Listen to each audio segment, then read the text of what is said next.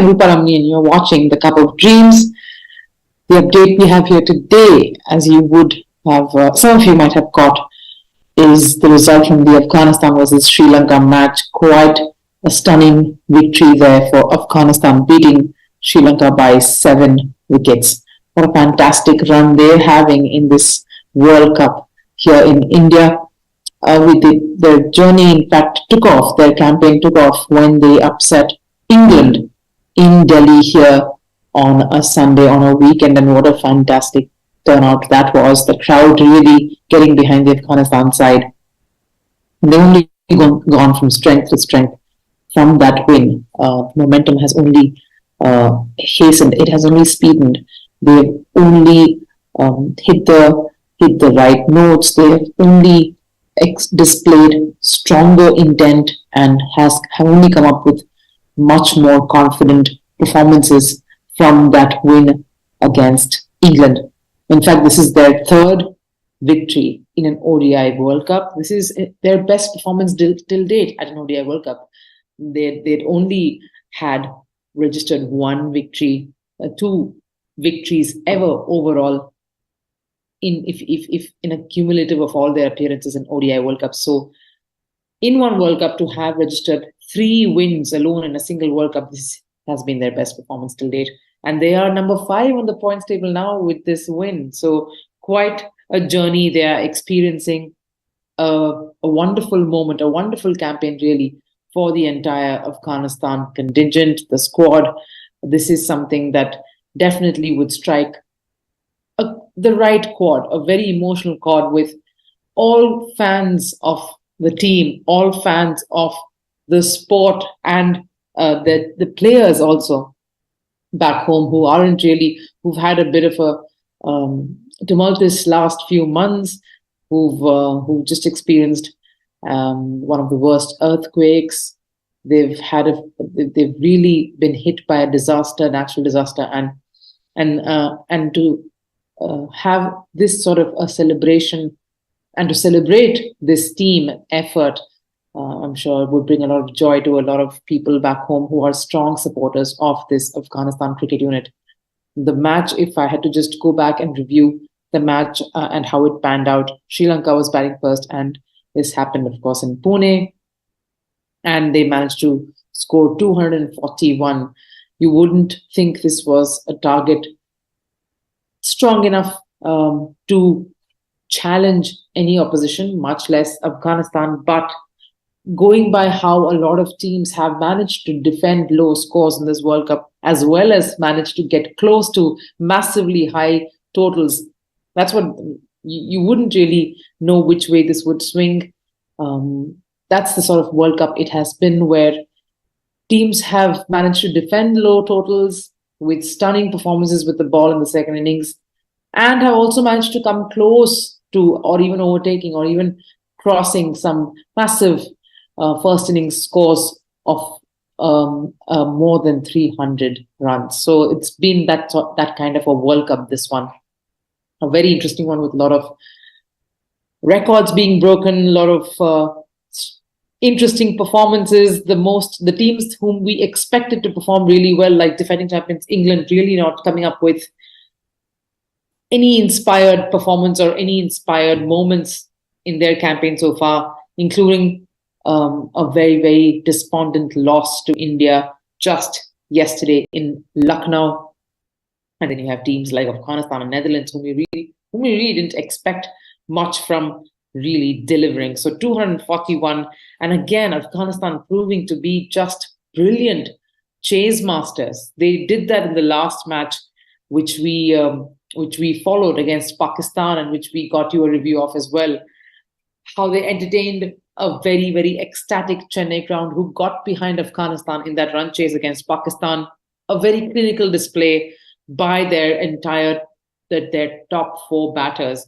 And here too, if you just look at the scorecard, you know that they constructed a very solid run chase.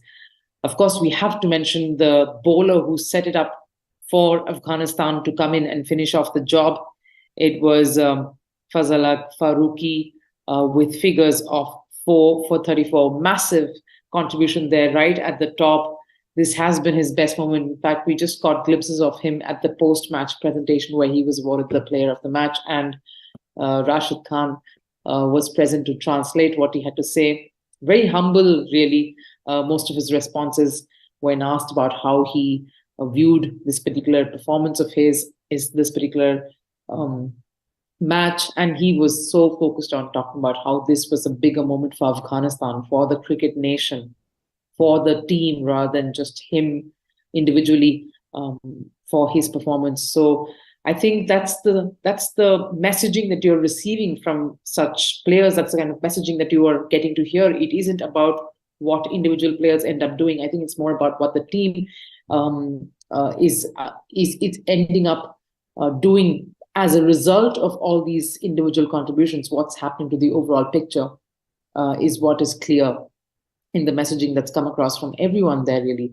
Rashid Khan, too, a big moment for him, playing his 100th match for Afghanistan. Massive moment that to be a part of this, and it was a memorable one. They registered a win against Sri Lanka. I really wouldn't call this an upset, despite the fact that Afghanistan is a much lower ranked team, an ODI outfit compared to Sri Lanka. If you had to look at the ODI men's teams rankings, ICC rankings, Afghanistan at number 9. But yes, Farooqi really setting up that win for Afghanistan, and the batters really delivered. The one upset, rather, or the one moment that would have created a minor setback for Afghanistan was Rahmanullah Gurbaz, who's been one of their strongest components in the batting department, helping them to very, very solid, strong starts at the top, getting dismissed within just 4 deliveries for naught. That could have upset the momentum a bit, and you never know, things could have gone a little haywire from that moment on, because if you look at what they were at, they ended up being 73 for 2 with Ibrahim Zadran also falling in the 17th over, and things could have gone south, because this Sri Lankan bowling outfit has really proved to be a confident one, with Theekshana back, Angela Matthews coming back after years into an ODI outfit, and the rest of them really standing up and getting counted. A bit of sloppy work by Sri Lanka in the field too, dropping a few catches, some good attempts mixed with some sloppy fielding efforts as well, not really showing that they are really in here. They are here to win, or they're really in the moment. A very, very below average performance from Sri Lanka. They would be extremely disappointed to come up with something scintillating against England one day, and then just really crumpling into a very despondent loss against Afghanistan in Pune. So nothing home to write about if you are a Sri Lankan fan or a Sri Lankan part of the Sri Lankan team. Wouldn't really be happy with this performance. But just to sum this up and talk about Afghanistan batters, what a commendable performance from them. Again, they're showing how maturely they've grown as an ODI outfit. You always refer to Afghanistan as a team that is known for its spinners, it's known for its quality spin attack, and especially the quartet that have really come in. Mujibur Rahman, Rashid Khan, Noor Ahmad, as well as their senior veteran, Mohammad Nabi. They're known for their spinners and the quality spin attack that they've always posted up. But this time, the World Cup campaign undoubtedly has been taken by storm by the Afghanistan batters.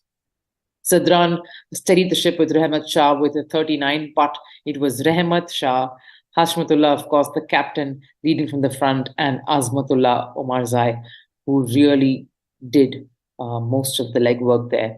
62 runs for Rahmat, 58 for Hashmatullah, and 73 runs out of 63 balls. Fabulous effort there by Azmatullah. All 3 of them really showing a lot of sensibility, not going for the glory shot, not panicking at all, and not making this about individual moments, but really taking that focus into building partnerships and building the response in phases. There was this snatches of how they were planning each phase each 10 over mark and what they should possibly be at. And I think that's exactly what is reflecting as you see them bat. They've batted to a plan, they've batted to a strategy, and they've done it so clinically well as a very, very strong professional team who's done this for years. And that's the best part about this side. Clearly, a lot of accolades have to go to the support staff, particularly their coaches who've backed them so strongly through this tournament. And really, that would be very, very a very heartening sight, this particular win. So that's what is the latest here. I'm going to just wrap this up, and before I go, can show you what the table looks like. Afghanistan in 5th position, above them Australia, New Zealand, South Africa, and of course India with that 6th win there, sitting at the top of the points table. And that is how interesting it is going to get. And if I just show you a bit of the schedule and what to look forward to, Afghanistan's next match is against Netherlands, a chance for them to trump this one and get into the mix there at the top half of the points table. Who would have thought? Who would have thought we would be speaking about Afghanistan being possibly one of the contenders to get through to the semi-finals? A slip up by any of the top teams here can really put the pressure and change how that points table will look in a week or so from now. And for Sri Lanka, nothing really positive coming out of that one. Just a few patches of some performances that they would be happy about. But again, it's a steep challenge for them in just a few days. November 2nd at Wankhede against India. That's going to be a massive one. And like we always talk about how it's not about the loss, but it's the manner of the loss that can really peg back a campaign and that can really hamper how you are viewing your journey here on, and what is the mental space that you would take back with you.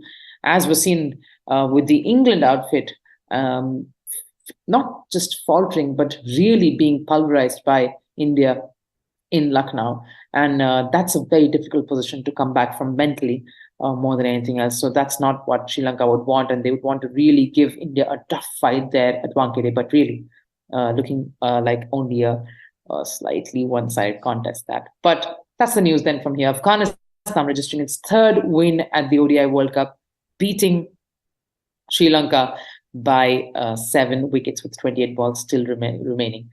But you, as always, keep following us. We are taking you on this journey of following the Indian team's campaign in our special exclusive coverage of the Cricket World Cup, which is the Cup of Dreams. But for now, though, have a good night. I'll, of course, keep keeping you posted with everything that's happening here. And we'll see you again tomorrow evening at 7 p.m. with our show for sports. For now, though, bye-bye.